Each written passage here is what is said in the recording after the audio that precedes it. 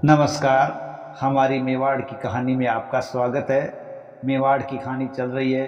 इसमें मेवाड़ के महाराणाओं के बारे में हम जानकारी प्राप्त कर रहे हैं। इसी कड़ी में हमने महाराणा प्रताप, उसके पश्चात उनके पुत्र अमर सिंह, करण सिंह, जगत सिंह आदि के बारे में जानकारी प्राप्त की। तो आज उसी कड़ी में आगे बढ़ते हुए मेवाड़ के महाराणा राज सिंह के बारे में इतिहास से कुछ रूबरू होते हैं। मेवाड़ के महाराणा राज सिंह है, वो 1652 से 1680 तक मेवाड़ के सत्तासीन शासक रहे थे। देखिए, इतिहास में इन्होंने बहुत बड़ा योगदान दिया था और मुगलों से अनवरत संघर्ष का रास्ता अपना रखा था। उनके सामने कभी उन्होंने घुटने नहीं टेके थे। ऐसे वीर राजा थे, लेकिन इतिहास में ये ज़्यादा मुकाम प्राप्त नहीं कर पाए और दरअसल इतिहास से एक तरह से देखें तो भुला दिए गए ऐसे शख्स हुए हैं मेवाड़ के महाराणा राज सिंह। इनके समय देखिए, जब मुगल मेवाड़ संधि हुई थी तो ये तय था कि चित्तौड़ की मरम्मत नहीं करवाई जाएगी, लेकिन राज सिंह ने चित्तौड़ की मरम्मत करवानी शुरू कर दी।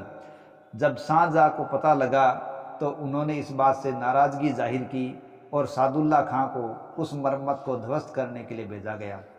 और सादुल्ला खां ने चित्तौड़ पर जो मरम्मत करवाई थी उस मरम्मत को जाकर ध्वस्त करवा दिया। यानी जिस समय राज सिंह शासक बने, इस समय मुगल शासक शाहजहाँ थे और राज सिंह को राणा का खिताब शाहजहाँ के द्वारा ही मिला था।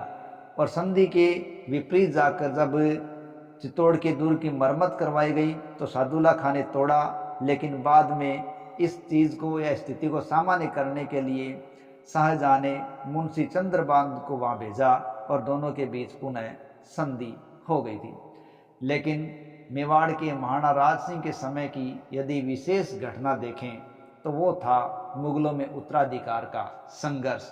जब 1657 के अंदर शाहजहाँ बीमार पड़ गए तो उनके पुत्रों के अंदर मुगलों में उत्तराधिकार का एक संघर्ष चल पड़ा, जो इतिहास में एक अलग ही प्रकार का संघर्ष माना जाता है। इस संघर्ष में देखिए, 1658 में यह संघर्ष पूर्णता को प्राप्त हुआ था।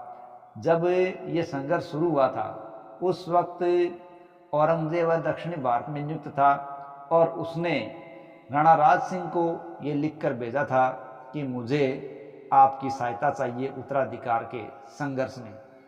तो राज सिंह ने क्या कहा, सीधे सीधे तौर पर तो उसे कोई हाँ नहीं भरी, लेकिन उन्होंने जब औरंगजेब उधर से आ रहा था तो रास्ते में उसके लिए कुछ व्यवस्थाएं करवा दी और औरंगजेब को खुश करने का प्रयास कर दिया। इधर दूसरी ओर दारा सिकों ने भी राणा राज सिंह से सहायता मांगी थी, लेकिन राज सिंह को जब ये दारा सिकों से सहायता के बारे में जानकारी मिली कि दारा सिकों सहायता प्राप्त करना चाह रहा है, तो राज सिंह ने उसे ये सूचना दी कि मेरे लिए सभी मुगल शहजादे बराबर है।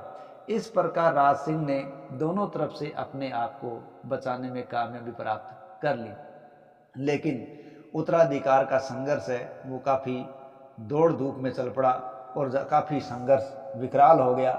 ऐसी स्थिति का फायदा मेवाड़ के महाराणा राज सिंह ने उठाया और उत्तराधिकार के संघर्ष के दौरान ही उन्होंने टिक्का दौड़ का आयोजन कर दिया।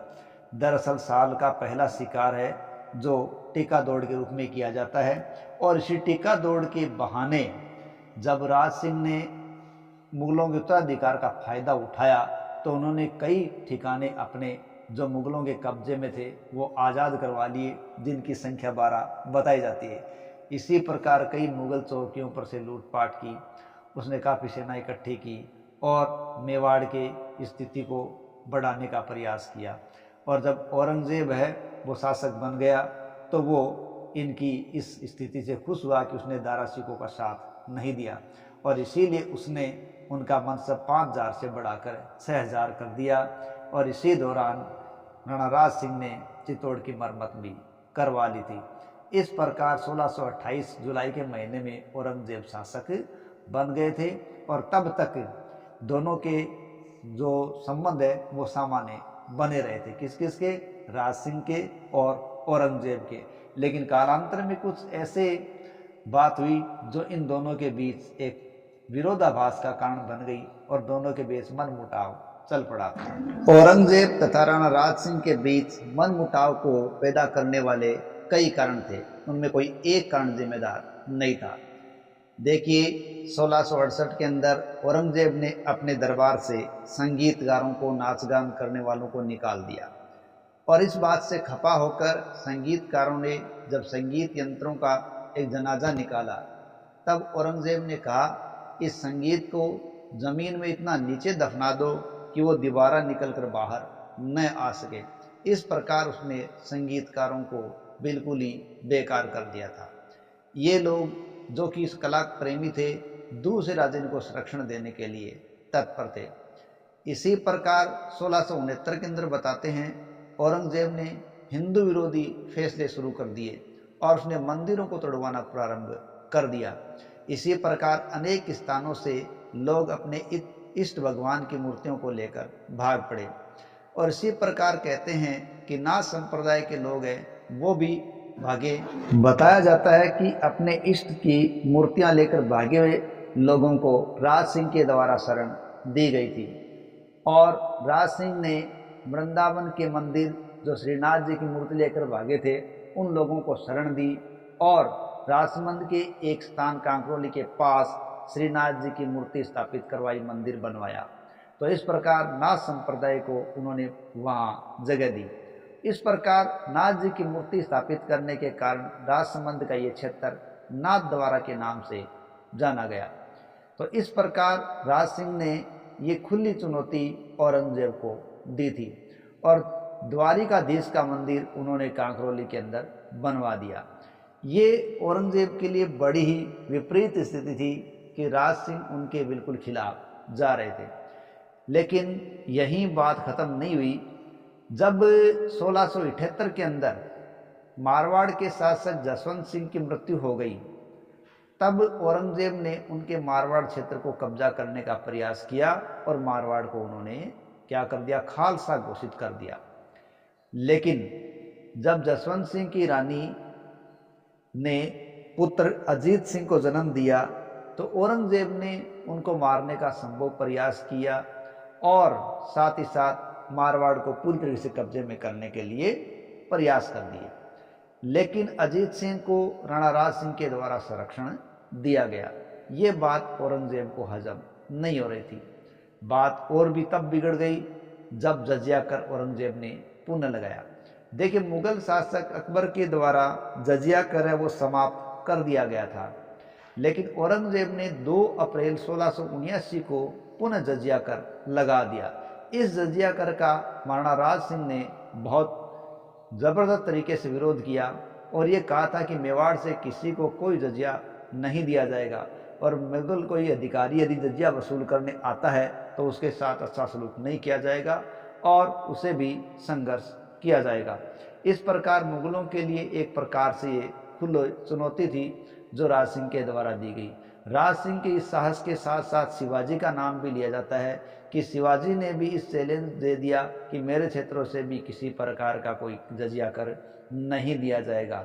इस प्रकार की घटनाएं हैं वो औरंगजेब को नाराज करने वाली थी और दोनों के बीच वो संघर्ष होना लाजमी हो गया था। लेकिन बात ही खत्म नहीं हुई, एक और मामला बिगड़ता चला गया और वो था चारुमती के विवाह का मामला, जिसने दोनों के बीच मन मुटाव को और भी ज़्यादा बढ़ा दिया था और संघर्ष है वो जरूरी हो गया था। दरअसल चारुमती किशनगढ़ की राजकुमारी थी और किशनगढ़ के शासक मान सिंह की बहन थी और मान सिंह अपनी इस बहन का विवाह औरंगजेब से कर रहे थे, लेकिन चारुमती इस विवाह को नहीं करना चाहती। इसलिए उसने धर्म और अपने राज्य की सुरक्षा के लिए राणा राज सिंह को पत्र लिखा और उनसे शादी करने की इच्छा जाहिर की। तो राणा राज सिंह ने औरंगजेब के खिलाफ जाकर चारुमती से विवाह किया था। इस प्रकार राणा राज सिंह ने अपनी शूरवीरता का परिचय दिया और मेवाड़ के वैभव को बढ़ाया और मेवाड़ के लिए वो एक से एक ऐसा काम करते जा रहे थे जो मेवाड़ के वैभव को, गौरव को बढ़ाने वाला था और औरंगजेब को नीचा दिखाने वाला था।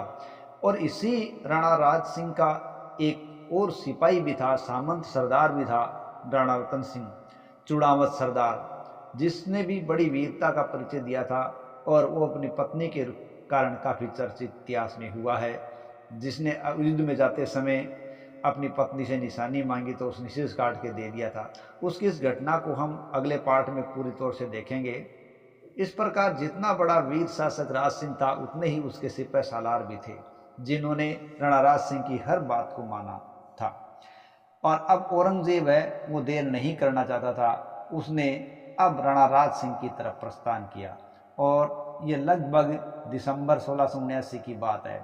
अब इधर जब औरंगजेब का आगमन हो रहा था उससे कुछ पहले ही राणा राज सिंह के बेटे भीम सिंह ने भी शूरवीरता का परिचय दिया था और गुजरात के आसपास के क्षेत्रों पर उसने कब्जा किया था। इस प्रकार मेवाड़ का वैभव बढ़ रहा था, लेकिन औरंगजेब का इधर प्रस्थान ये मेवाड़ के लिए समस्या वाली बात थी। इसलिए सामंत सरदारों ने क्या किया, राज सिंह को पहले ही पहाड़ों की तरफ भेज दिया था। इस प्रकार राज सिंह है वो पहाड़ों की ओर पलायन कर चुके थे। हालांकि राज सिंह पहाड़ों की ओर पलायन कर चुके थे, औरंगजेब उधर उधर की तरफ बढ़ रहा था और मेवाड़ी सेना ने देवारी की नाल और नाई नाल के अंदर मोर्चाबंदी कर रखी थी। लेकिन जब आक्रमण हुआ उदयपुर पर तो औरंगजेब ने जगदीश मंदिर को ध्वस्त कर दिया और आसानी से उन्होंने उदयपुर पर कब्जा भी कर लिया था। लेकिन मेवाड़ी वीर है वो इतनी आसानी से हार नहीं मानने वाले थे और उन्होंने औरंगजेब के साथ छापामारी जारी रखा। लेकिन अचानक ऐसी घटना हुई जिसे सब कुछ खत्म हो गया, यानी अचानक ही राणा राज सिंह की मृत्यु हो गई। कुछ के अनुसार तो ये कहा जाता है कि राणा राज सिंह को जहर देकर मार दिया गया था। इस प्रकार से मेवाड़ है वो एक वीर को खो देता है और ये 1680 के अंतिम दिनों की बात बताई जाती है। राणा राज सिंह को इतिहास के अंदर औरंगजेब के साथ या मुगलों के साथ अनवरत अपने संघर्षों के लिए याद किया जाता है। इसके अलावा उनकी मुख्य देन नाथ द्वारा में श्रीनाथ जी का मंदिर भी है। कांकरोली के अंदर उन्होंने द्वारकाधीश मंदिर बनवाया था और सबसे बड़ी बात तो ये थी उन्होंने राजसमंद कस्बा बसाया था। उन्होंने गोमती नदी के पानी को रोककर राजसमंद झील का निर्माण करवाया था और राजसमंद झील के किनारे इन्होंने नौ चौकीपाल पर एक 25 शिलालेखों का एक बड़ा समूह या अभिलेख अंकित करवाया है। 25 शिलालेखों का यह समूह इतिहास के अंदर राज प्रशस्ति के नाम से जाना जाता है, जो कि संस्कृत में लिखा गया है और इसको लिखने वाले रणछोड़ भट्ट हैं। ये शिलालेख न केवल राजस्थान का, न केवल भारत का, बल्कि विश्व में ही सबसे बड़ा शिलालेख माना जाता है और ये शिलालेख मेवाड़ के सिसोदिया वंश के इतिहास को दर्शा रहा है। इस प्रकार मेवाड़ के महाराणा राज सिंह इतिहास में अपने आप को अमर किए हुए हैं। जय हिंद, जय भारत।